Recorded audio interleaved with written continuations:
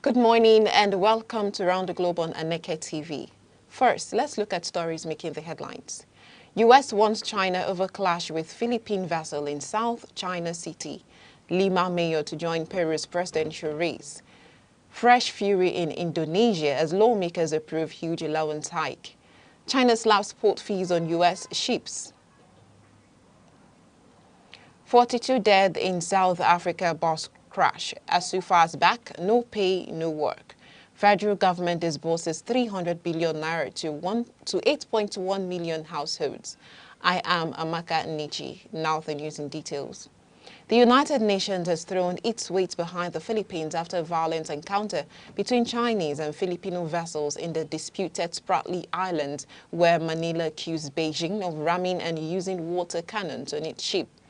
U.S. State Department spokesperson Tommy Pigott condemned Chinese actions and reaffirmed that Washington's 1951 Mutual Defense Treaty with the Philippines covers armed attacks on its military and Coast Guard vessels anywhere in the South China Sea. Beijing, however, accused Manila of provocation, urging it to stop violating China's claimed territories. The two nations have faced repeated confrontations in the resource-rich waters, a major global trade route. Tensions in the region continue to rise as both sides trade blame over the latest flashpoint near Sandy Cay Reef. Meanwhile, Peru's capital mayor, Rafael Lopez Aliaga, popularly known as Porky, has resigned to run for president in the April 2026 elections, becoming the first official candidate in the race. The right-wing businessman and Opus Dei member stepped down on Monday as required by law, which mandates officials to resign 6 months before elections. Nicknamed for his resemblance to Porky Pig, Lopez Aliaga has turned the moniker into a campaign symbol, often featuring a pig mascot at rallies. He currently leads early polls with 10% support, while rival candidate and La Libertad governor Cesar Acuna, who also resigned to contest, trails at 2%. The vote follows the ouster of President Dina Boluarte, replaced by Congress leader Jose Jerry, amid Peru's ongoing political turmoil that has seen frequent changes in leadership. The country's election authority has approved 39 parties to participate, setting the stage for another heated contest in April. In other news, public anger has erupted again in Indonesia after lawmakers nearly doubled their recess allowances to 702 million rupiah, that's approximately $42,000, just weeks after protests over their lavish housing perks. The increase, justified by Parliament as covering high travel and food costs, has been slammed by citizens and as another show of political greed in a country battling economic inequality. Deputy House Speaker Sufmi Dasko Ahmad said a new transparency app will track how lawmakers spend the funds, but watchdog groups and angry Indonesians dismissed the move as prank, accusing politicians of acting with impunity. The outrage follows mass demonstrations in August against lawmakers' $3,000 monthly housing stipend, which were cut after nationwide backlash only to be replaced by an even larger allowance. Following the ongoing protests, Madagascar's president, Andre Rajoelina, has fled the country after weeks of Gen Z-driven protests and military defections, officials confirmed on Monday. Rajoelina reportedly left on a French military plane after losing support from key army units, including CAPSAT, which joined demonstrators in the capital. At least 22 people have been killed since protests erupted on September 25 over corruption, poor governance and worsening living conditions. In a Facebook address, Rajoelina said he moved to a safe location for his security, but vowed not to let the country be destroyed. France has not confirmed reports it assisted his escape. The unrest mirrors global youth-led protests that have toppled leaders in other nations, with Madagascar's young population demanding an end to poverty and political stagnation.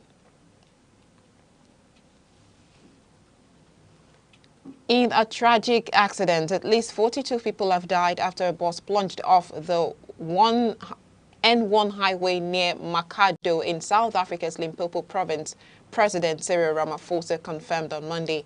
The victims included Zimbabwean and Malawian nationals returning home from Gureba in the Eastern Cape. Ramaphosa described the crash as a tragedy for South Africa and our sister nations as emergency workers continued recovering bodies from the wreckage in the mountains area.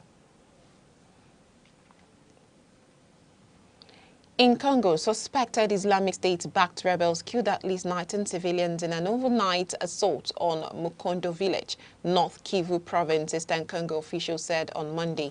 Authorities blamed the Allied Democratic Forces, ADF, and ISIS affiliate for the attack. The assailants, disguised in Congolese army uniforms, used guns, knives, and clubs to strike unsuspecting residents. Local leader SPO Kambele said 26 homes were burned and several people wounded, sparking panic as survivors fled into nearby forest. The ADF, originally a Ugandan rebel group, has intensified deadly raids in Congo's mineral-rich east, deepening insecurity despite ongoing military efforts to restore order. This news broadcast is coming to you live from Aneke TV. Remember, you can follow us on all social media feeds on Facebook, X, Instagram, TikTok, and here on YouTube, all at Aneke TV. Now, a quick reminder of major developments in the news. U.S. warns China after clash with Philippine vessel in South China Sea.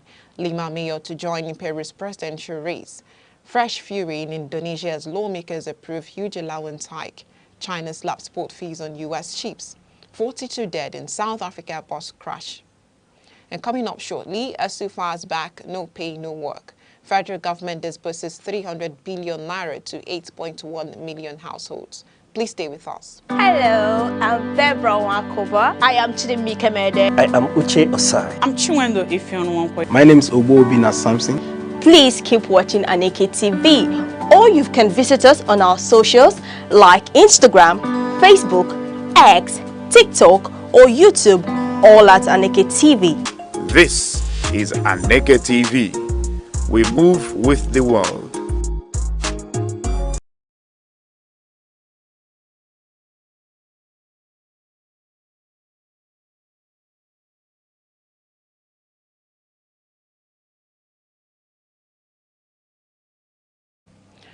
You're still watching Around the Globe on Aneke TV. Now I'll bring you stories from Nigeria.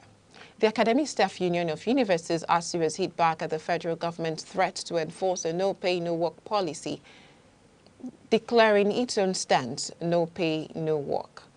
ASU's Career Zonal Coordinator Adeola Agbetokun said lecturers are ready for confrontation after years of unmet agreements and government insincerity. He accused the Tinubu-led administration of abandoning earlier negotiations led by Alhaji Yayale Ahmed, calling a recent document from the government strange and inconsistent with prior talks. The union began a 2-week warning strike on Monday, citing poor funding and broken promises. The Ministry of Education, however, warned it may apply sanctions while urging ASU to return to dialogue. Egbetokun warned that if the government fails to act within the 2-week window, ASU will escalate its actions. According to sources, the federal government says it has disbursed over 300 billion naira to 8.1 million Nigerian households under its conditional cash transfer scheme. Minister of State for Humanitarian Affairs and Poverty Reduction, Yusuf Sanunu, disclosed this in Abuja during the International Day for Disaster Risk Reduction. He said the initiative has improved beneficiaries' resilience, health, and education. Sanunu also announced plans to provide 6.3 billion naira in interest-free loans to 21,000 Nigerians affected by recent flood disasters, with each receiving 300,000 naira to support farming and recovery efforts. The minister added that government is partnering with the Ministry of Agriculture to empower internally displaced persons by off-taking 70% of their farm produce while they retain 30% and receive cash payments. Director General of the National Emergency Management Agency, NEMA, Zubaida Umar, called for stronger disaster prevention funding and launched 2 key frameworks: the NEMA Strategic Plan 2025 to 2029 and the National Disaster Risk Reduction Strategy 2025 to 2030 to enhance early warning systems and build resilience nationwide.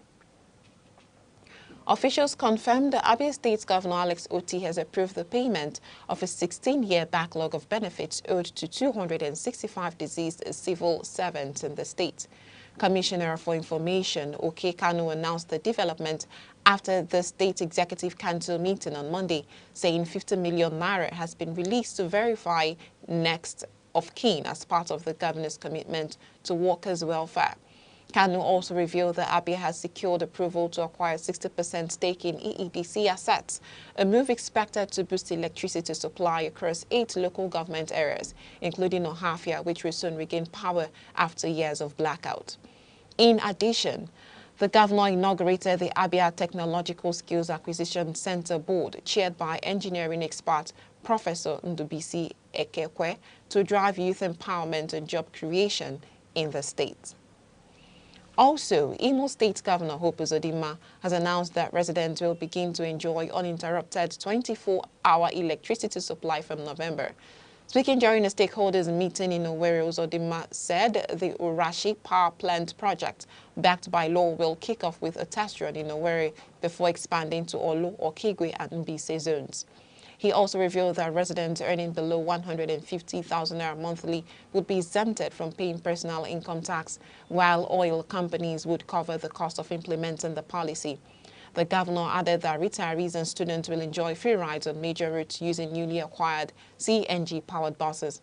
Uzodinma reaffirmed his administration's focus on improving infrastructure, noted that half of payments to contractors handling ongoing projects had already been made. In the world of business, China began charging special port fees on Tuesday for U.S.-owned, operated, built or flagged ships, escalating its trade spat with Washington.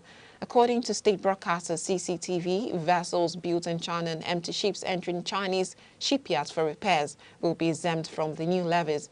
The move mirrors the U.S. decision to impose similar port fees on Chinese-linked ships, prompting President Donald Trump to retaliate with 100% tariffs on Chinese imports starting November 1. China's transport ministry said ships that fail to pay the new fees will face delays in import and export procedures, further straining global trade routes already hit by tariff battles. In sport, the Super Eagles and Benin Republic will both miss key players in Tuesday's crucial 2026 World Cup qualifier in Uyo. Nigeria's Ademola Lookman is suspended after receiving a second yellow card in the 2-1 win over Lesotho, while Benin's Ceci de Almeida and Johan Roche will also sit out after bookings in their 1-0 victory against Rwanda. Benin coach Garnot Rowe admitted the absences were a setback but said, "All is possible, we now have the decision in our hands." Super Eagles coach Eric Chile downplayed Lookman's absence, saying his squad has the depth, character and focus to deliver. Nigeria, currently third in Group C behind South Africa and Benin, must win in Uyo to keep their World Cup hopes alive. In entertainment, Nigerian singer Tiwa Savage has spoken about her long-standing rift with fellow artist Shay Shay, shedding light on the viral 2021 Salon clash. In a recent interview, Tiwa dismissed claims that she tried to block other female artists from getting deals, calling the allegations painful and untrue.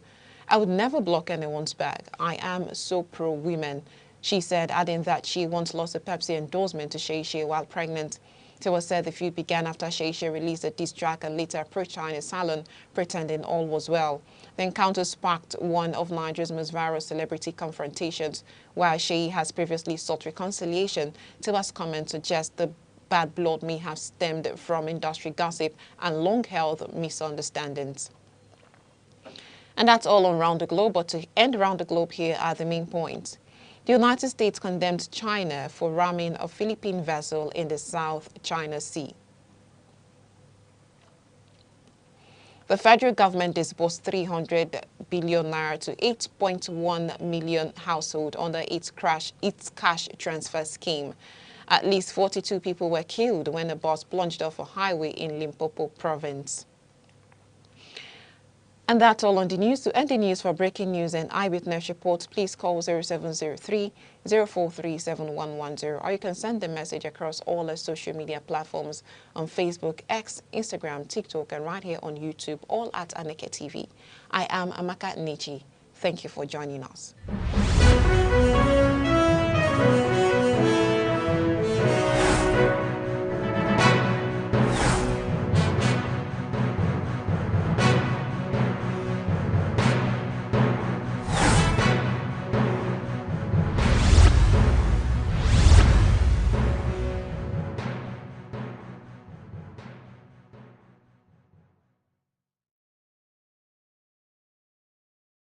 Hello, I'm Debra Wakoba. I am Chidimike Mede. I am Uche Osai. I'm Chinwendo Ifeonwankwe. My name is Obina Samson. Please keep watching Aneke TV, or you can visit us on our socials like Instagram, Facebook, X, TikTok, or YouTube, all at Aneke TV. This is Aneke TV. We move with the world.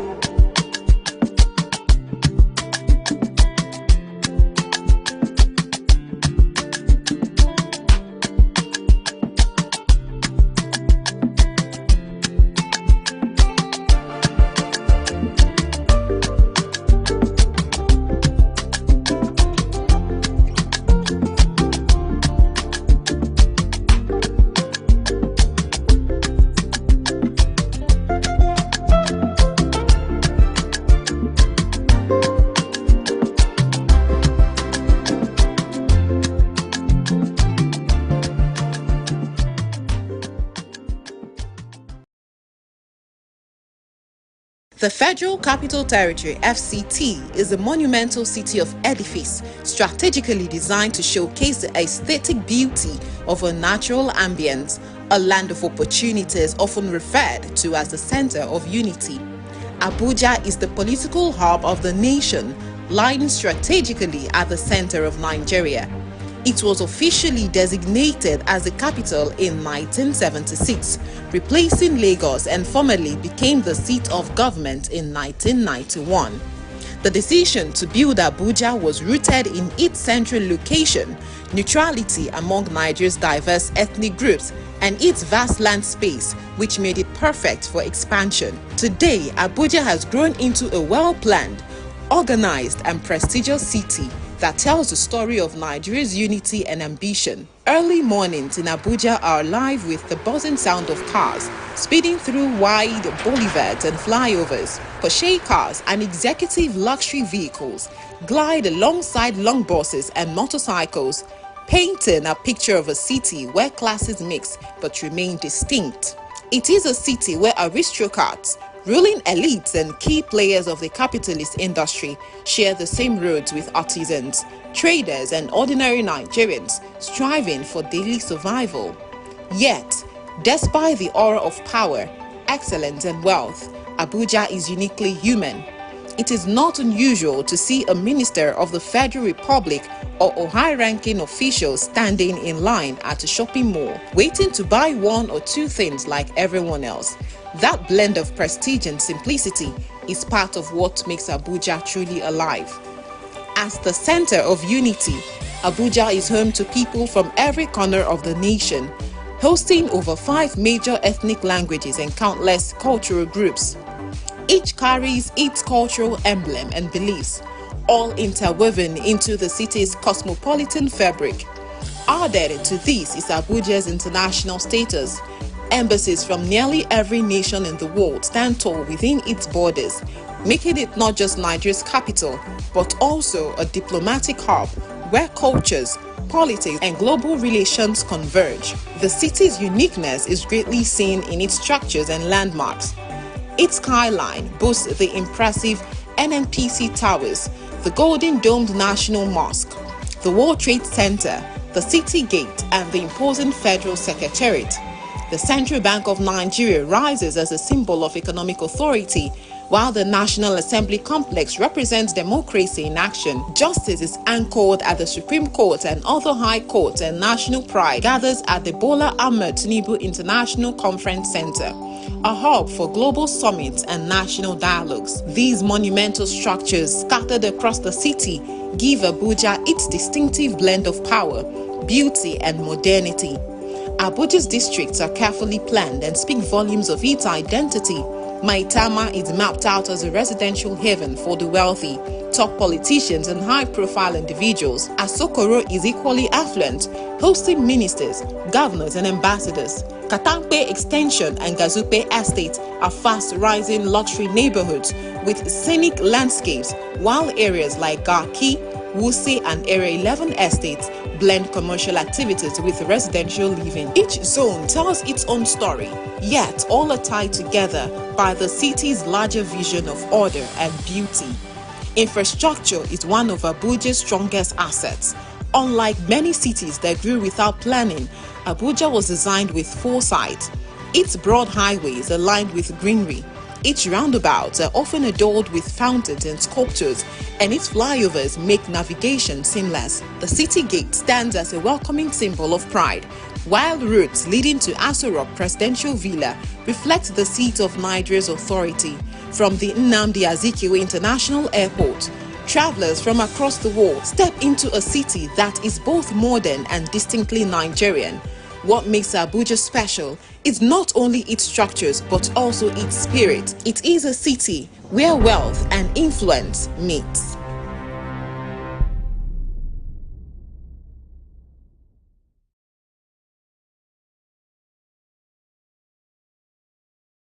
Over the years, parents and guardians have battled with the rising cost of school materials, and at the center of this challenge are non-transferable textbooks, popularly known as workbooks.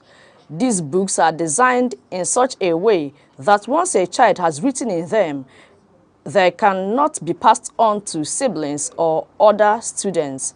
At first, the idea seemed innovative, but over time, some school management began making these books compulsory. Pupils and students without them often found themselves unable to complete certain assignments, creating a sharp departure from the long-standing practice of simply using notebooks. While convenient for teachers, this academic style came at a cost literally. Families were forced to purchase new copies every academic year, thereby increasing the economic hardship for the family. Recently, the governments of Imo, Benue, Anambra, and Ondo states moved to address this burden by banning the use of non-transferable textbooks in their schools. The decision has sparked conversations across communities.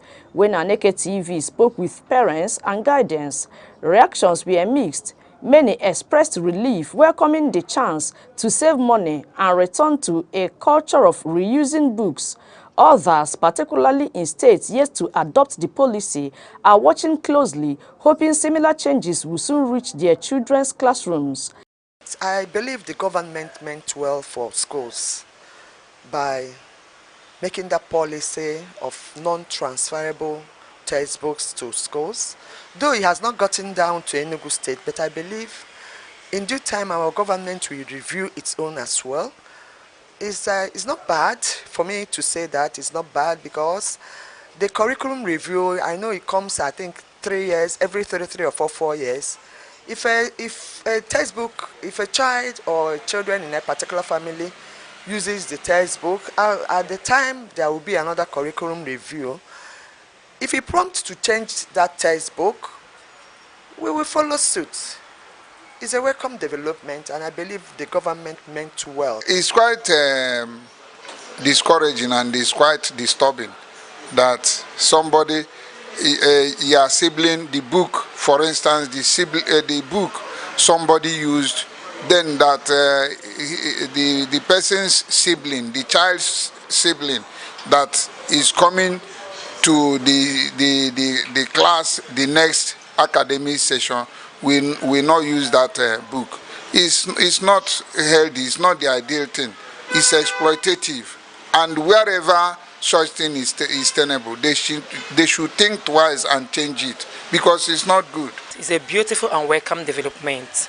In this situation, I think the government meant well for both parents, learners, and schools. So with this, I think that the parents will no longer complain of paying for textbooks, each term pay for textbook and all that. And also the teachers will have a separate book or a separate exercise book for homework and other things. So the writing in the textbook, most times when you give the learners textbooks to do their homework, before the term will run out, in fact, it will not even last for a whole section. As schools reopen, the ban is already making a difference. Parents in the affected states breathe easier, while those elsewhere continue to push for reform. For many, the bigger hope is not just to cut costs, but to restore an educational tradition where books are handed down, knowledge is shared, and no child is left behind because of financial barriers. Chidimi Kemede, Aneke TV.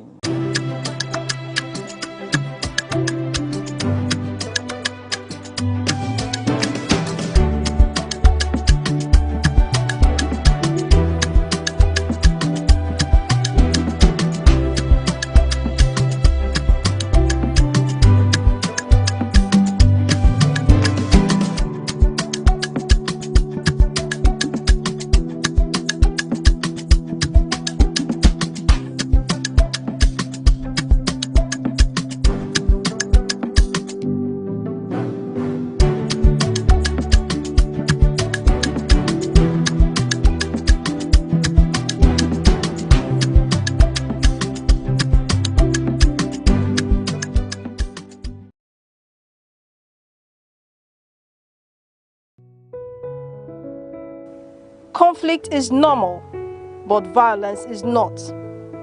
Disagreements, handled with respect, lead to growth, not destruction. Learn to listen, not just argue. Peaceful resolution is a sign of maturity.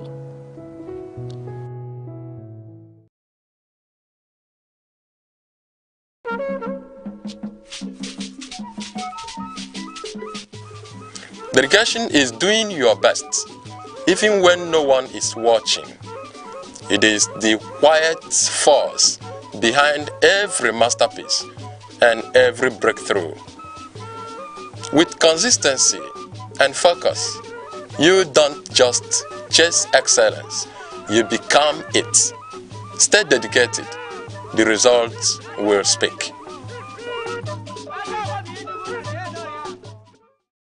Hello, I'm Debra Wakoba. I am Chidimike Mede. I am Uche Osai. I'm Chiwendo Ifeonwankwe. My name is Obina Samson. Please keep watching Aneke TV, or you can visit us on our socials like Instagram, Facebook, X, TikTok, or YouTube, all at Aneke TV. This is Aneke TV. We move with the world.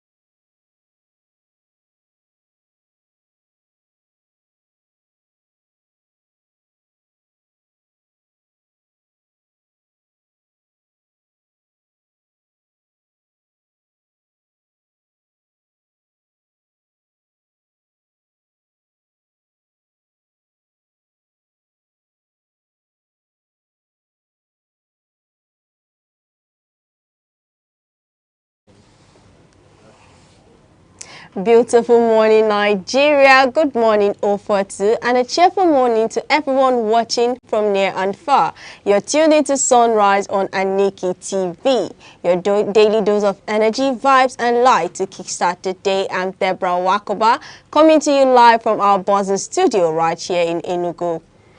And good morning to our global audience, wherever you are. at home, in your office, or in traffic. Thank you for letting us into your space this beautiful morning. As always, we're here to refresh, inform, and motivate. I am Uche Osai. Yes, and it's Tuesday, October 14, 2025. So welcome to another day, another bright and refreshing edition of Sunrise. So this morning we have everything you need from the latest news, detailed weather updates, trending stories, and our newspaper review, all wrapped up in a unique Sunrise touch to guide you smoothly into the day. So, relax, sip your tea or coffee, and enjoy the cruise, because Sunrise is here.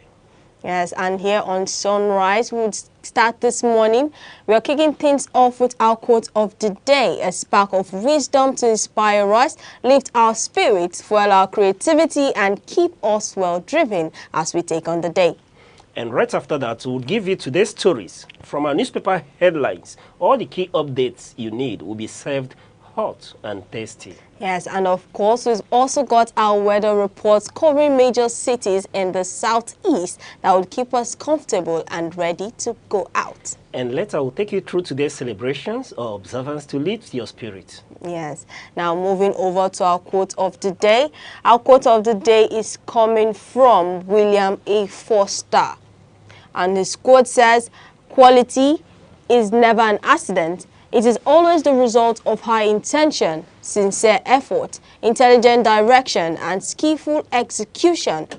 It represents the wise choice of many alternatives." And this quote by William A. Forster emphasizes that quality, whether in work, relationships, leadership, or life, does not happen by chance. It is something that must be deliberately created through consistent effort, planning, and wisdom. So let's break it down for a more deeper understanding. And quality, when he says quality is never an accident, this means excellence doesn't just happen randomly or by luck. And you cannot stumble into quality results. They are achieved through conscious and deliberate actions. And also when he says it is always the result of high intention. So quality begins with a clear purpose or goal. When people or organizations set high standards and genuinely aim for the best, that intention drives their behavior and decisions. And when it comes to sincere effort, true quality requires hard work, dedication, and persistence. And it's not enough to want excellence. One must put in consistent effort and care to achieve it. And also speaking on intelligent direction, effort alone isn't enough. It must be guided by wisdom, planning, and good decision making. So this suggests the importance of strategy, knowledge, and learning from experience. Now moving to skillful execution, it is meaning that even with good intention and plans, success depends on competence, having the right skills and applying them effectively. And lastly, when he says it represents the wise choice of many alternatives. So in every situation, there are many possible actions. Achieving quality means careful evaluating and also evaluating your options and choosing the best possible paths, not what's easiest or quickest, but what's right and effective. So like I said, his quote says, quality is never an accident. It is always the result of high intention, sincere effort, intelligent direction, and skillful execution. So it represents the wise choice of many alternatives. Mr. Ocha, I would like to know your take on this quote by William A. Forster. Debbie, you've captured the essence of Debbie Foster's quotes, speaking to quality, talking to standard, and all that. Okay. You've really captured the whole essence. And while you were talking, my mind ran to what Aristotle said, that we are what we do repeatedly. Okay. So, speaking to quality, never being an accident, is always the result of high intention, sincere effort, intelligent direction, and skillful execution. Speaks to planning. Yeah. Planning is paramount in everything we do as human beings. And when you plan, you know that success is attainable. And that's why there's this saying as well, that when you fail to plan, you've planned to fail.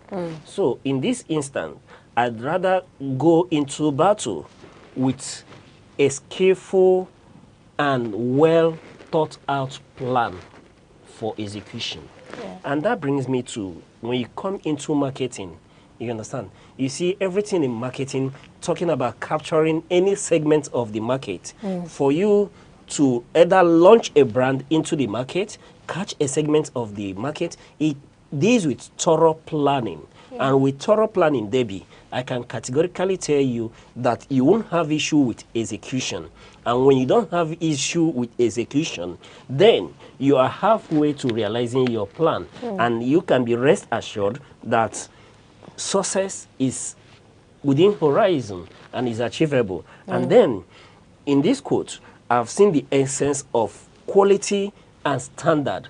Being able to maintain standard has to do with what? Equally planning. Maintaining that very standard, like Aristotle has said, is what we do repeatedly will turn out to be at that very level, and that speaks to quality as well. So, Debbie, when I said that you've captured the whole essence of the quote from Foster, yes, I mean it, because this in itself captures human behavior at its apex. Now, tell me any successful human being that you know. Okay. Just think of one person. Think of Steve Jobs. Come down to Nigeria. Who are the successful people you have in Nigeria? You will see people who are very, very meticulous in planning. Very meticulous in planning. Very intentional in execution. And what do you see as a result? They become celebrated because whatever they touch turns out to be gold. Now, do we talk about Dangote? If, you know, one of the things I learned from Dangote as president of the Nigerian Stock Exchange is tenacity for timing. He's a man who doesn't joke with time.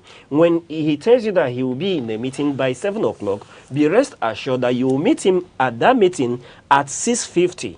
And I was able to pick that aspect of him. And then I continue to read from one of his mentees. I learned that this is a man who stays up late in the night to plan about the simplest of matters. Going forward, I remember when he was given the recognition as the richest man in Africa. And then, in his private jet, en route to a foreign country, one would expect that with that recognition from the Fame magazine as the richest man in Africa, that he would have to pop wine, be in a celebrative mode all through. But throughout that trip, on that private jet, they were equally planning on the next phase of execution.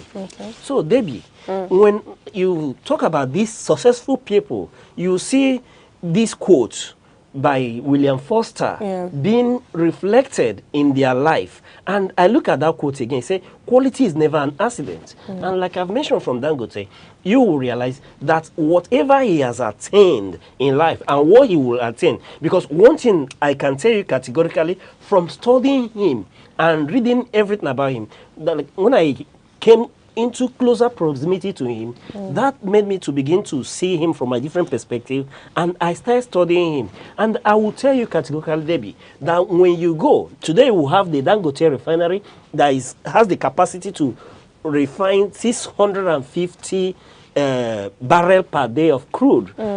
I can tell you that when you go meet Dangote, he's already planning on the next phase, on the next venture that he would embark on, right? And this is somebody who has become the richest black man in Africa. And he's still planning, he's still working, not resting on his laurels. And that tells you that, yes, Foster is very apt. He's very, very direct and correct, absolutely correct when he told us that quality is never come about by accident.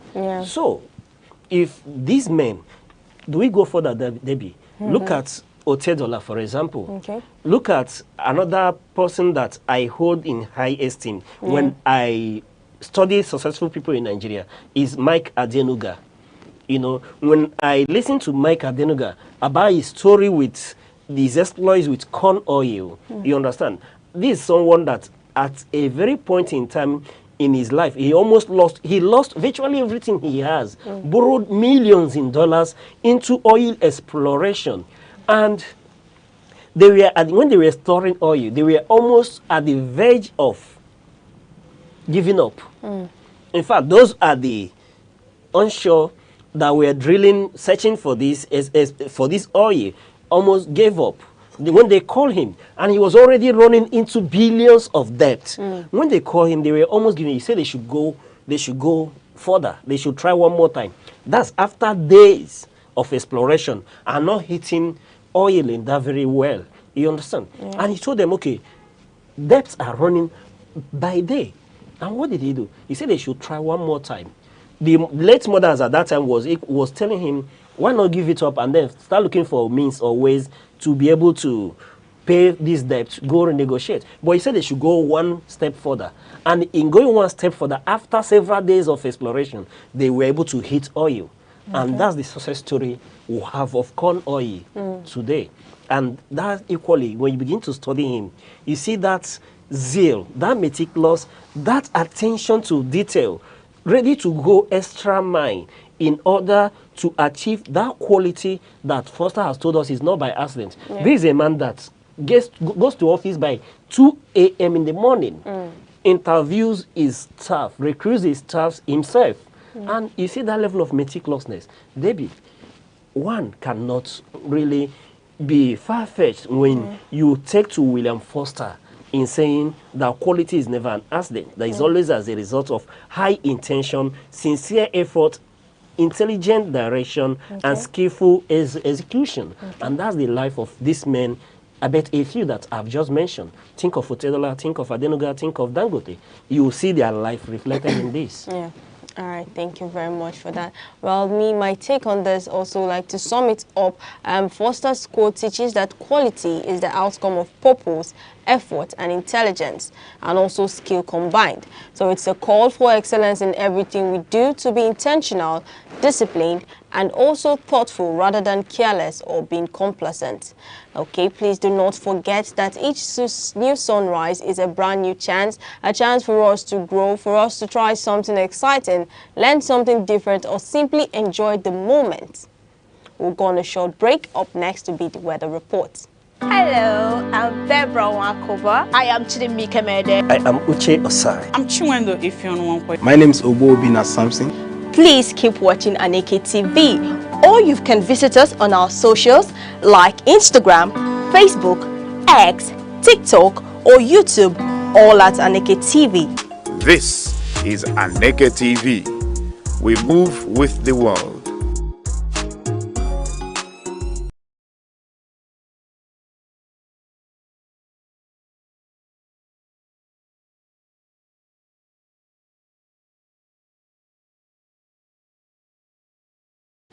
You're still watching Sunrise on Aneke TV. Stay tuned as we take a look at major weather reports across major cities in the southeast.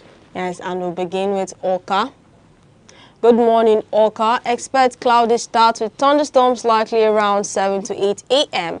Through the day, clouds will dominate with occasional storm patches around noon and evening. Temperatures will peak around 26 to 27 degrees Celsius in the late morning, then eases off in the evening. A damp, unsettled day overall. Welcome to Enugu. A cloudy dawn turning into bouts of thunderstorm and rain throughout late morning to early afternoon. Midday brings some breaks, but rain is back by late afternoon. Temperatures will hover between 24 to 29 degrees Celsius. Be ready for sudden downpours, especially midday and at dusk. Yes, and in Abakaliki starts off under thick cloud cover, and thunderstorms are expected mid-morning. Later periods of sun may try to peek through, but more storms return by afternoon. High around 28 to 29 degrees Celsius, a rather moody weather. So dress in layers and carry protection from the rain. Over to Imo State, the capital city in Owerri. Good day, Owerri. Expect stormy beginning, with rain intensifying by late morning. A bit of relief midday, but showers will resume mid to late afternoon, extending into the evening. Temperatures will stay in the region of 25 to 28 degrees Celsius. Definitely a soggy one. Best to stay dry when possible. Yes, and in Umahia opens under cloudy skies, warming to around 29 degrees Celsius by mid-morning. The afternoon brings rain and thunderstorms, especially between 3 to 5 p.m. Evening continues unsettled with possible thunderstorms after 8 p.m. Watch for spotty showers throughout the day. So, wherever you are in the southeast today, stay safe, stay dry, and keep your day shining bright with sunrise on Aneke TV. We'll go on a short break, and when we return, we'll give you the newspaper headlines.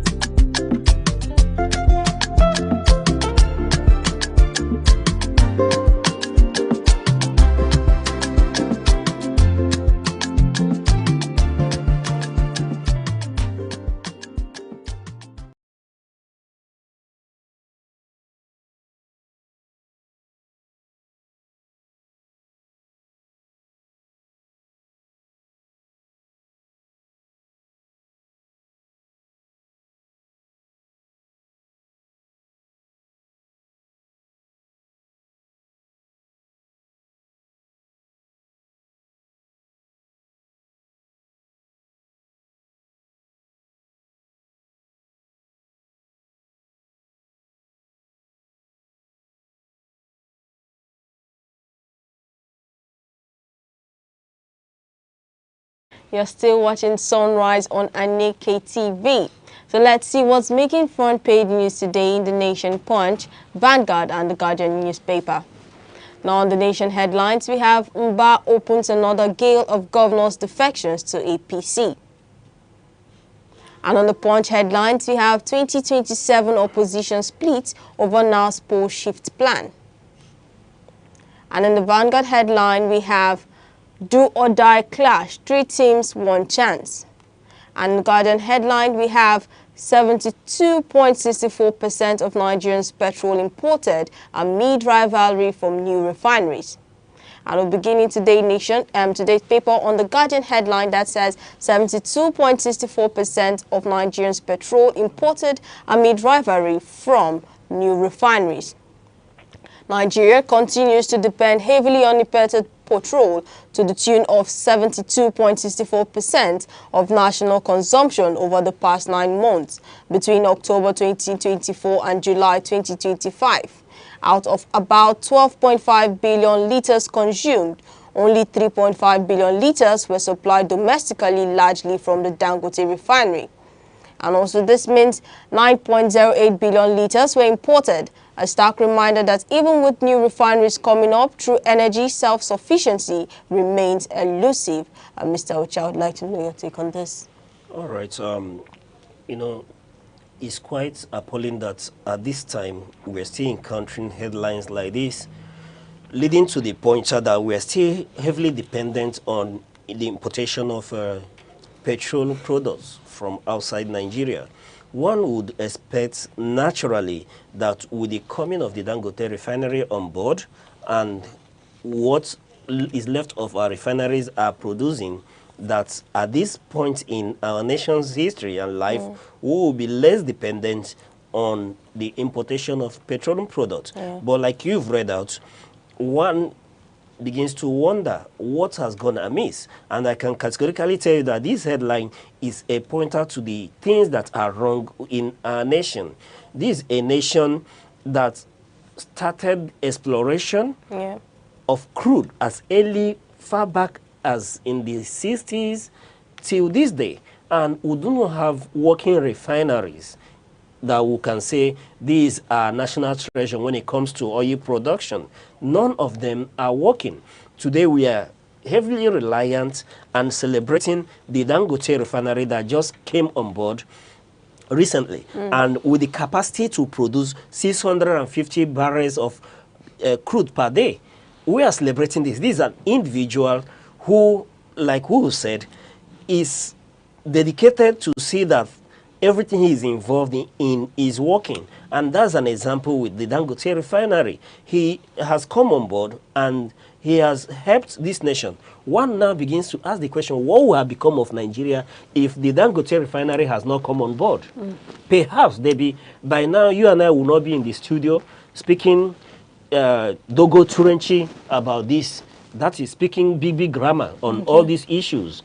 Rather, we may be in the what do you call it, petrol gas station, queuing for fuel. You may not even have the power, the energy you have today to power the studio. Likewise, businesses across the country. But for the sake of Dangote refinery, you and I can sit comfortably here. We'll have power and we could do our daily schedule. And think about it. What about those other sectors, the manufacturing sector as well? What could have become of them if the Dangote refinery has not come on board? And now we are being told, when you look at the figures, about 72.64% of our consumption still on importation, right? And then when you look at the figures again going forward, we were told that as at October 24th to July 2025, that we had about what? About 12 point something billion of liters importation of petroleum products. And when you check at this quantity, you see that about 9.08 billion liters were imported from outside the nation. And then you are thinking that the 3.5 billion liters that were refined domestically will be coming from the NNPC. But go check it. It's coming from the Dangote refinery. Now, that takes me back to that very question. What has happened to our refineries? You know, I keep saying that in this nation, it's like when we take a step forward, we'll do what? We'll take 10 steps backwards. Look at the humongous amount that was mapped out for revitalizing our refineries. Look at 2.something billion was mapped out. And what can we say that is happening? The refineries, all four of them, are they producing optimally? The answer is no. And what happens? You begin to see that despite the rhetorics, the government plans, policies, and efforts that they want to see that Nigeria move away from oil-dependent economy to perhaps agriculture and productivity, that is still a mirage, because we cannot even provide the little that is needed from our refinery. We are still reliant on Dangote. And you would see that between last month and between the month, that's the month of between August, September, you see that we are heavily reliant on importation, because there was strike action between Pengasin Nupeng against the Dangote refinery, cutting short their production capacity. You will see that we imported more in this period. As a nation, we are not able to be self-reliant. We can't be self-reliant. And that is a security risk on its own. Now, going forward, we are being told that other African nations, given to the rise of the Dangote refinery, have now taken a cue. All of them are gearing towards having a refinery that is able to at least produce 1 million liters per day of refined crude. And then what happens when you have this nation, Ethiopia, Senegal, South Africa, Mozambique, Cameroon, and Uganda, are able to be self-sufficient, produce at least 1 million barrels per day? You will see that even the Dangote refinery, and when we get our refineries working, we will not even see the market where we will have to export this crude. It will all be dependent on local consumption. Again, Debbie, of particular note is that even the Dangote refinery that we are relying on, what is our crude supply to Dangote refinery? I am quite informed that Dangote refinery, as at 2024 to date, over 20% or around 20% of its crude, his demand for crude is coming from the US, not even locally. He's buying about 20% of crude from the US. And what do we say to that? If we have that honesty, that meticulous planning that we want to be self-sufficient in this regard, why are we not giving Dangote refinery more crude and then in return have excess supply from the refinery to Nigeria and not Dangote exporting the refined product to other countries, cutting the foreign exchange that will expand on importation of petroleum products. So a lot still needs to be done in this regard to see that we become less dependent on importation and see that things work properly in that way. Talking about energy sufficiency, there is no way we can be sufficient in energy without taking preemptive and, should I say, curative measure to see that our refineries are working and we are less dependent on importation. Until we do all this, then we are still very far behind as a nation, and if care is not taken, all other African nations will leave us behind. Okay. All right, thank you very much. Now we'll be moving over to our next paper coming from the Vanguard headline that says, "Do or die clash, 3 teams, 1 chance." On the football field today, Nigeria faces Benin Republic in perhaps its most decisive World Cup qualifying fixtures. With all eyes on Uyo, the Super Eagles must win and hope South Africa falters now to clinch that automatic ticket to the 2026 FIFA World Cup. A 1-0 win would favor Nigeria on away goals. A 2-1 scoreline would be tie head-to-head records, meaning tiebreakers come into play, but a narrow win conceding more than 1 goal might not suffice. So it's bound to be a tense do-or-die battle on African soil. Debbie, the Super Eagles of Nigeria, you know, like we were discussing this morning, when I tell people personally that I no longer take keen interest in the Super Eagles of Nigeria, they'll begin to marvel at my love for the football, for soccer, that I get distanced from the Nigerian Super Eagles. There's nothing to it. It's not far-fetched, but based on reasons like this. Each time there's a major tournament coming on, each time there is a major world event when soccer is involved and Nigerians are beginning to compete to qualify for such tournaments, you begin to see headlines like this. We are heavily reliant on God as a praying nation to come and do the magic for us. And these other nations, don't they pray? Do we think that God is a Nigerian and he hears Nigerians only? Those other nations, don't they pray? Instead of doing the right things the right way, each time we're beginning to become Chikobi, mathematicians, where we want to begin to permutate and calculate and begin to hope that other nations falters for us to be able to qualify. But Debbie, why is it that as a nation we can't do the right thing and see to it that qualifications don't come at the mercy of the beings that we don't see?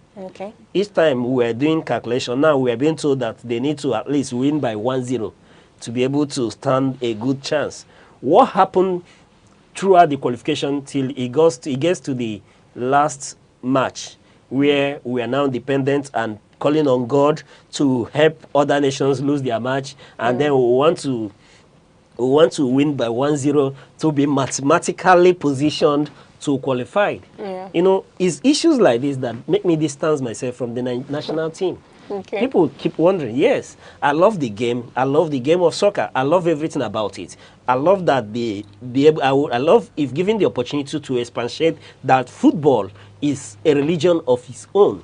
You understand? That's how deep my love and passion for the game is. But when Nigeria comes, I can categorically tell you, people will say I'm beginning to sound like a broken record. But this is a pointer to you that in this nation, things work upside down. Things don't work normally.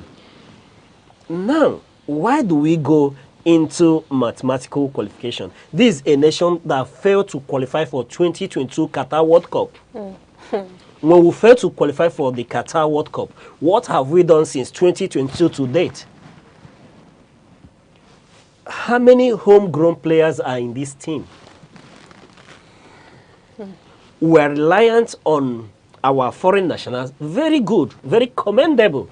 they are doing well overseas. But we've seen that Nigeria does very well when we have a mixture of the national, the homegrown players and foreign-based players. Please, our audience, will go on a short break as we join the live broadcast from Enugu State Government, the Governor Peter Mba. In a moment of reflection, gratitude, and renewal, today I stand before you to announce a break from the past and to share a decision that will shape the road ahead. This concerns our values, how we organize ourselves politically, and how we secure the future of our projects and our people. I offer my sincere thanks to everyone who has contributed to this journey over the past 28 months. At the top of the list is Ndi Enugu. At a time when confidence in political leaders had almost collapsed, you chose to believe in us. When I declared that tomorrow is here, it struck a chord in your hearts. You put aside long-held skepticism and stood by us. Without that trust, the transformation we see today would not have happened.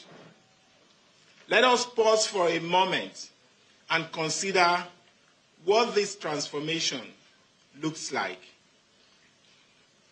It looks like smart green schools nearing completion and primary healthcare centers in all the 260 electoral wards in Enugu. It looks like crime down by 80%, maternal under 5 and infant mortality rates reduced by 400%.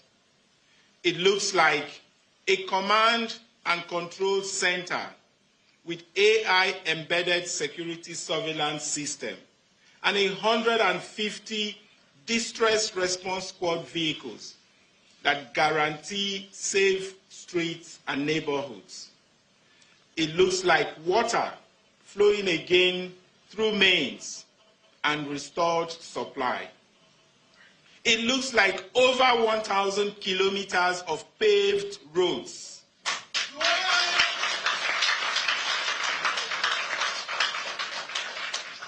It looks like the internally generated revenue up by 600%. It looks like a fully booked international conference center pouring money into our local economy. It looks like direct flights taking off with Enugu Air, linking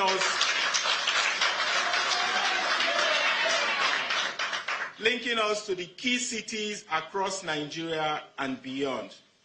It looks like 3 million visitors to Enugu by 2026. Thank you. With Nigeria's first zip line and 4 immersive eco-tourist sites. It looks like commuting in comfortable CNG buses at 5 world-class terminals and having 260 farm estates that bring production to scale. It looks like the Hotel Presidential and Niger Gas revamp and several moribund assets roaring back to life. Of course, it looks like winning the Renewed Hope Initiative's Model Green State Award as the cleanest state in Nigeria. It looks like Enugu on the national, indeed global map. Ndi Enugu, your trust and support have been the bedrock of our success. and we pledge to honor that by delivering on our election promises.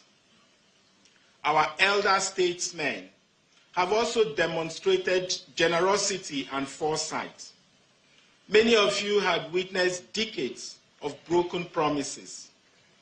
When we approached you, we did not ask for blind loyalty, but some faith in our vision. You gave us that faith. Together with your vote of confidence, we have achieved remarkable progress. To my colleagues in the administration, I'm grateful for your resilience. We have walked a path that often felt like a marathon without rest. Many of the ideas we put forward were dismissed as unrealistic, but you kept pushing the boundaries of what was possible. Because of your dedication, today we hear applause for Enugu across Nigeria and beyond.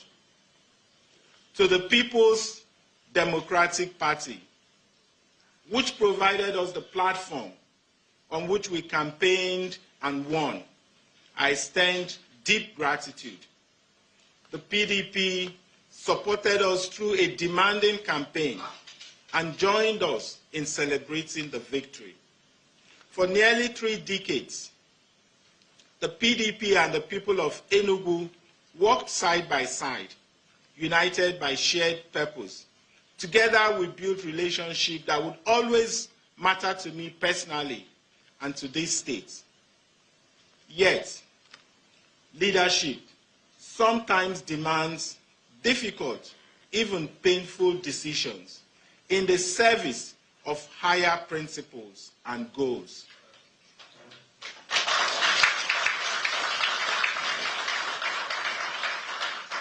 And there comes always a time when everyone must make a bold choice to determine their destiny. Today, after a long reflection, we have made the decision to leave the people's democracy. Thank you. Thank you. Thank you. On your mandate we shall stand.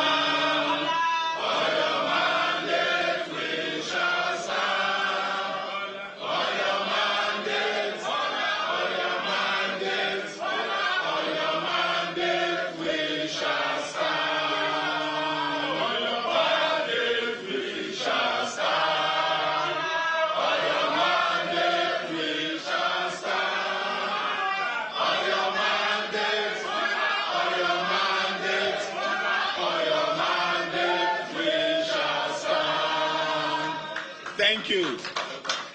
Thank you. This is no whimsical decision. It is a collective move by the political family in Enugu State, comprising members of the National Assembly, members of the State House of Assembly, the State Executive Council, all the local government chairmen, all councillors, all political appointees, and over 80% of party executives.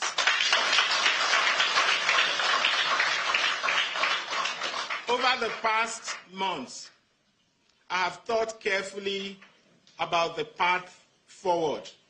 In the end, after much soul-searching and discussion, I have concluded that we must stand for the principles and institutions that honor transparency, trust, and above all, the people we serve. For decades, the Southeast, especially Enugu, has stood firmly behind the PDP, showing loyalty and party's success. Yet, despite this history, our voices were too often disregarded when it mattered most. It has therefore become necessary to seek affiliation where our interests as a region are represented in the form of fair partnership.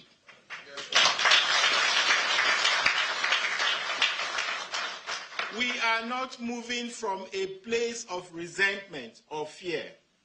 We are confident of our future.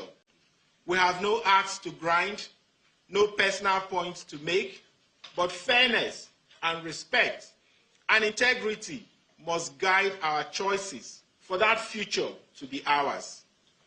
Today, in joining the All Progressives Congress, we're embracing a visionary partnership. I have found in His Excellency, President Bola Ahmed Tinubu, GCFR, not just a leader of our nation, but a partner in purpose, a man with the courage to look beyond today and make the tough choices that secure lasting prosperity for tomorrow. Together, we share a vision and a conviction that transformation must be bold and disruptive, that roads, railways, airlines must stretch out of the heart of the Southeast. Its security, its promise, its schools, its hospitals, its markets must be reinforced. The President has shown not only interest, but a deep vested commitment to Enugu, one that recognizes our region as a pillar of national progress. We both share a belief that renewal does not stop at the grand highways or the balance sheets. It must reach the words, the village, and our grassroots. It is the daily life of the farmer, the trader, the young entrepreneur that reforms come alive. We both welcome initiatives that decentralize opportunity, that strengthen the capacity of local government, that bring seed capital and credit to our youth, and that expand healthcare and education to all community, just as we do in our world-based development initiatives. These convictions are boldly expressed in the federal government's Renewed Hope World Development Program, an idea conceived to empower over 8.8 million Nigerians across our country's 8,809 electoral wards. Yes, some choices demand sacrifice. Removing subsidies, unifying our foreign exchange markets, confronting crippling inefficiencies. These are not easy decisions, but these are the smart choices that free resources for investment in our people. His Excellency the President has shown he is not afraid to make tough decisions for a fair and stable nation. And here in Enugu, we have been just as audacious. This move is bigger than politics. It is about alignment at scale. It is about connecting Enugu's destiny with the central hub of broader reforms shaping our nation.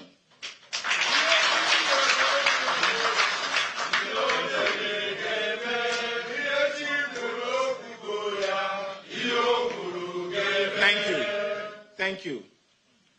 Of course, this does raise some questions. Will the voice of Enugu be heard now in Abuja? How will the change affect our progress at home? How will your lives be touched by this decision? Let me be clear. I will represent our state and our region with the same strength of purpose as I've always done.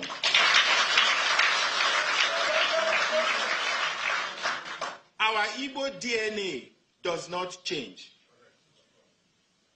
What changes is that our vision now finds stronger reinforcement at the federal level. The progress you see today will not slow, and the projects we have begun will be completed.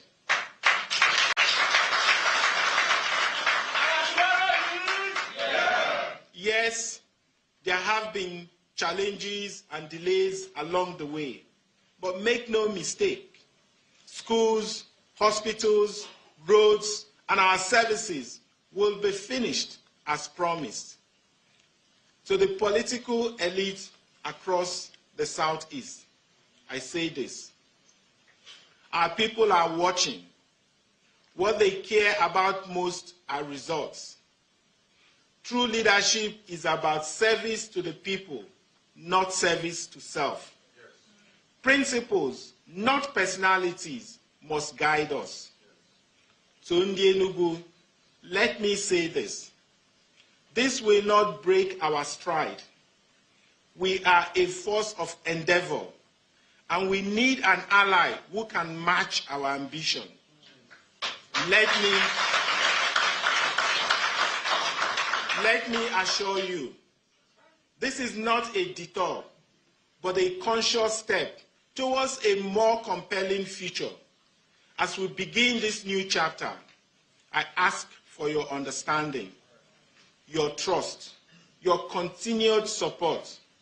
Let us gather with renewed hope to build the Enugu and the Nigeria our children deserve. Finally, I want to express our most profound gratitude to Mr. President for his support and encouragement of our vision. I'm confident this marks the new beginning of a new era of growth and progress. Thank you very much. And may God bless Ndi Enugu, God bless Enugu State, and God bless the Federal Republic of Nigeria. Tomorrow is here. Hello, I'm Debra Wakoba. I am Chidimike Mede. I am Uche Osai. I'm Chiwendo Ifeonwankwe. My name is Obina Samson. Please keep watching Aneke TV, or you can visit us on our socials like Instagram, Facebook, X, TikTok, or YouTube, all at Aneke TV. This is Aneke TV. We move with the world.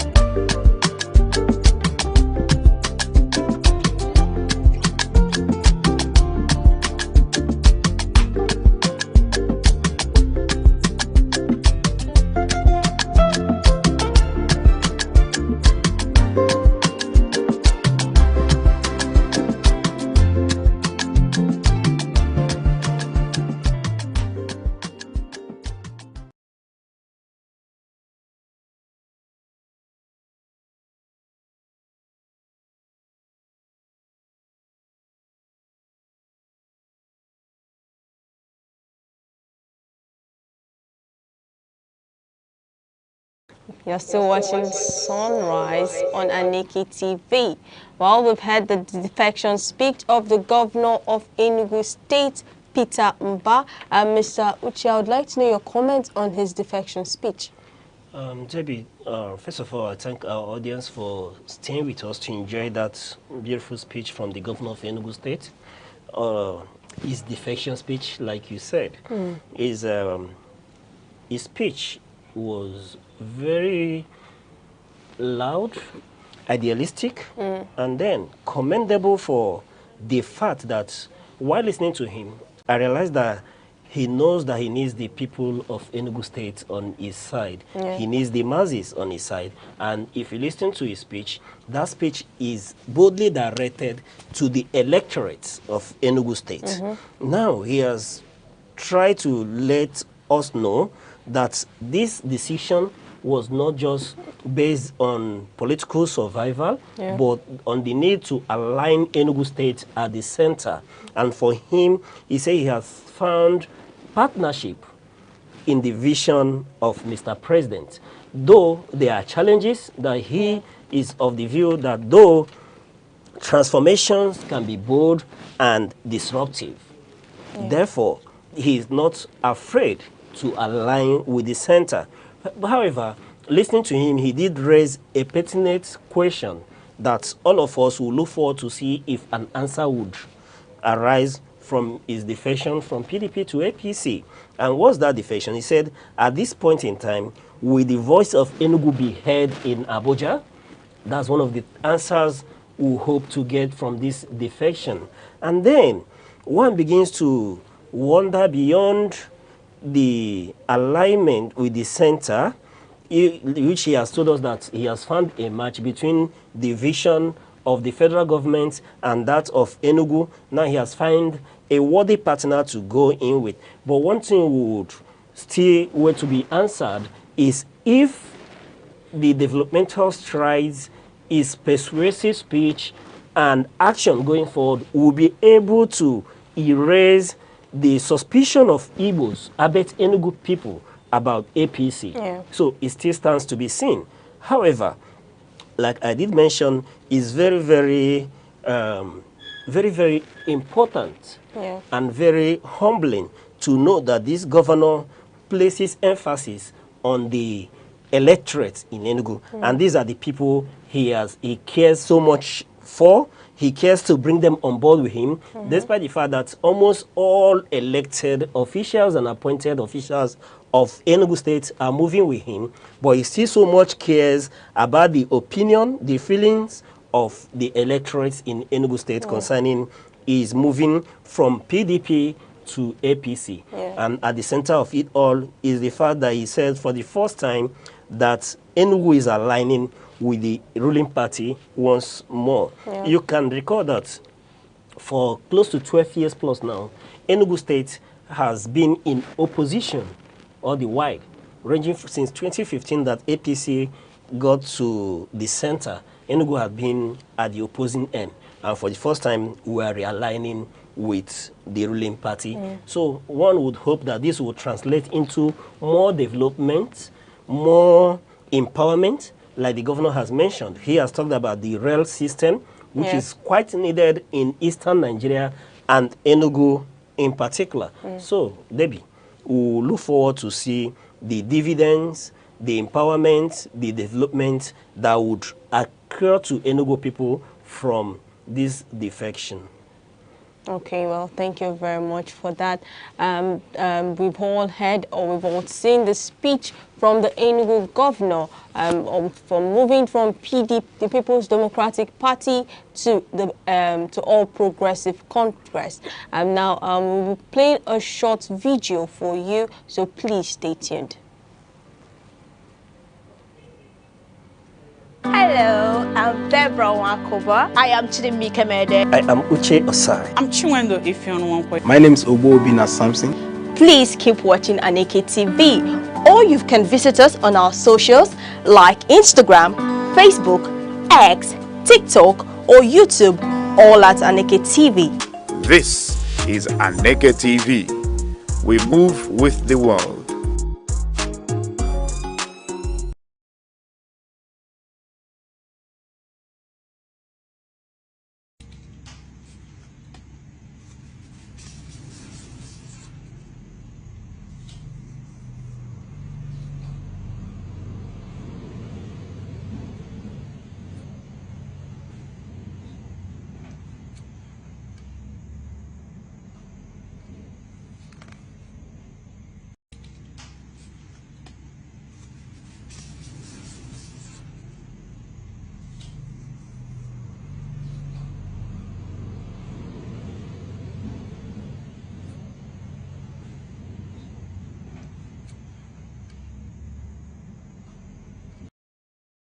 We've all seen this video actually. Well, it all boils down to being careful. Like we could see the person right there cleaning an old something. That's how people clean an expiring date and putting new expiring dates, shifting the date to a further one where the goods were supposed to expire at a certain time, and then but putting it another date for to change the expiring date. Well, it's shocking actually, like such thing can be done to in this time and age. Like people don't care about other people's lives, so now instead, because they want to make profit, and instead of them like considering the health of other people they're trying to sell this, because if you go into the market you find out that these things, I know before now we don't even look at expiring dates, we just buy, but now people being aware that goods actually expire, and now most people have found another means, should I say, another means of selling an expired product, yes, and instead, and this is the solution they or whoever that person is bringing out. Well, we've seen, as we can all say, like, should I say the word, in fact, the word is wicked actually, or people are wicked, human beings are wicked, because why would you do something like that knowing fully well it's being consumed? Now, let's not even talk about just drinks actually. You can see other food stuff. Even every product. Other products, yes, are being sold, even with it being expired, and the retailer knows it's going to expire at a certain time, but instead sells it to you and don't even tell you like it's about to expire. Yes, baby, and like you did say, I would rather say that we are wicked. Okay. You know, because when you say human beings are wicked, it looks far-fetched. Okay. I'd rather say we are wicked. Okay. You know, like those of us that go are Christians, when you study the good book, it will tell you that men are wicked. You understand? That men are wicked.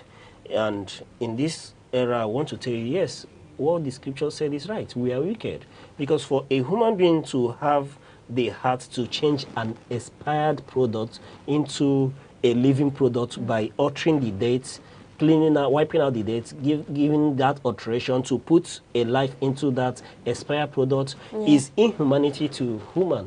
And like you did mention, this cuts across different products. I have witnessed it happen. Yeah. You understand? I've witnessed it happen.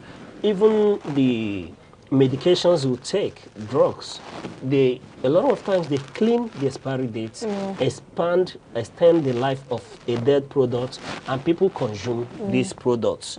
It's not just drugs. Think about across the board, every product. And then if people are now thinking that checking expiring date is enough, I can categorically tell you that is not anymore. In fact, it's God that will save you. And one begins to ask, where is the Standard Organization of Nigeria? Where is NAFDAC that should be going round to check on this, should I say, superstores, supermarkets, these traders across board, to see that things like this don't happen? Because I can tell you they are happening so close to you, because somebody that was interviewed at this Ogbete market that doesn't want to be mentioned said that these things happen even in the drug market as well. So it has to take everybody to be conscious, aware, and speak up when you notice things like this. If not, you don't know. If you're not the one consuming it, it could be your sibling, it could be your parents, it could be your relative, and this will put much more people in danger. Then think about the higher number of cancer cases that we have in the country.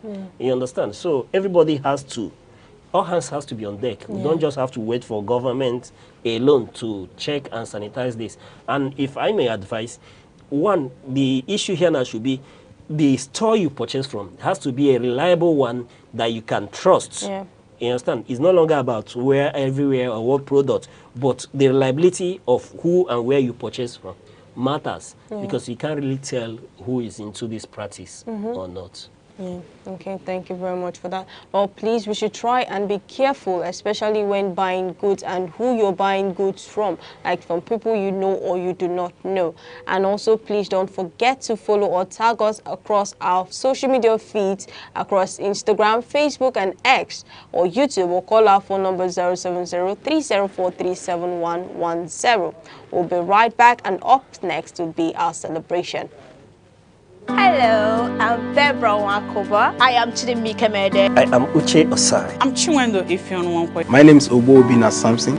Please keep watching Aneke TV, or you can visit us on our socials like Instagram, Facebook, X, TikTok, or YouTube, all at Aneke TV. This is Aneke TV. We move with the world.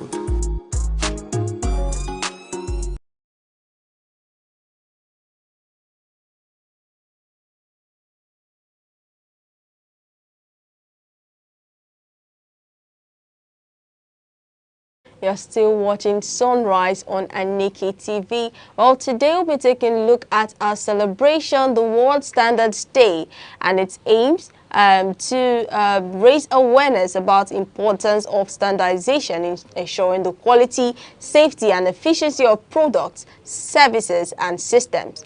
Now, this day is celebrated every year on October 14.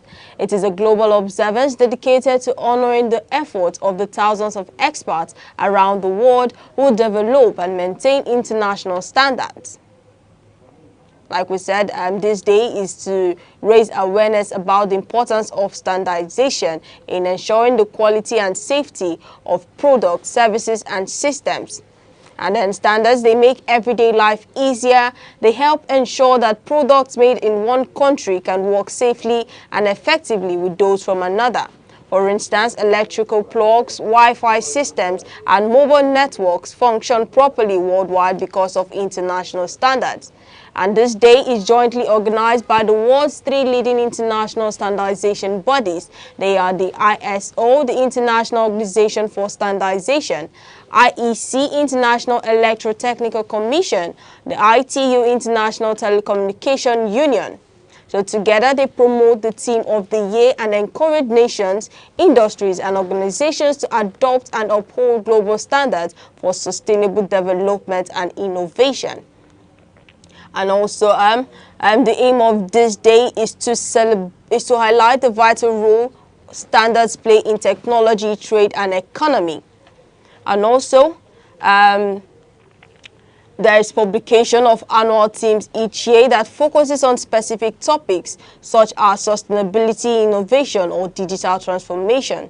For instance, the 2024 theme was Shared Vision for a Better World, Standards for the SDGs, emphasizing how international standards help to achieve United Nations global goals for sustainability and equitable growth.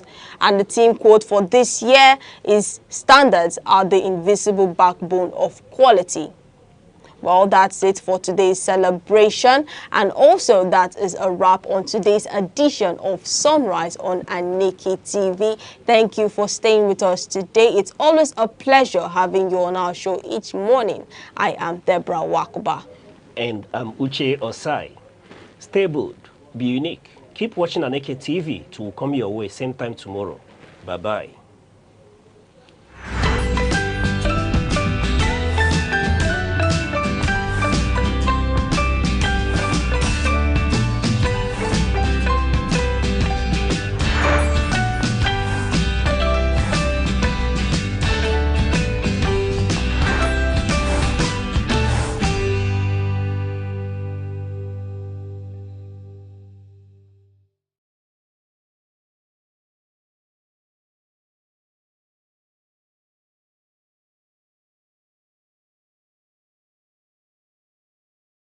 Hello, I'm Debra Wakoba. I am Chidimike Mede. I am Uche Osai. I'm Chiwendo Ifeonwankwe. My name is Obobina Samson. Please keep watching Aneke TV, or you can visit us on our socials like Instagram, Facebook, X, TikTok, or YouTube, all at Aneke TV. This is Aneke TV. We move with the world.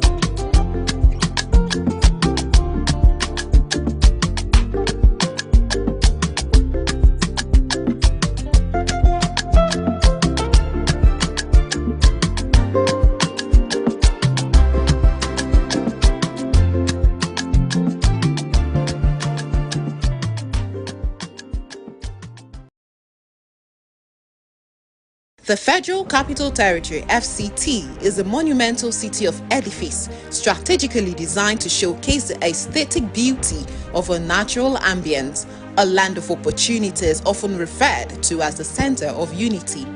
Abuja is the political hub of the nation, lying strategically at the center of Nigeria. It was officially designated as the capital in 1976, replacing Lagos, and formally became the seat of government in 1991.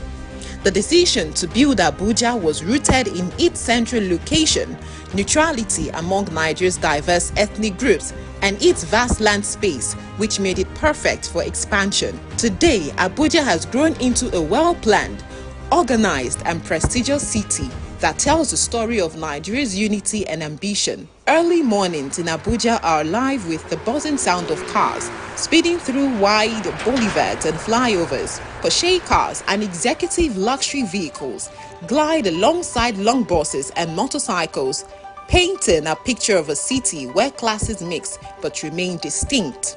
It is a city where aristocrats, ruling elites and key players of the capitalist industry share the same roads with artisans, traders and ordinary Nigerians striving for daily survival. Yet, despite the aura of power, excellence and wealth, Abuja is uniquely human. It is not unusual to see a minister of the Federal Republic or a high-ranking official standing in line at a shopping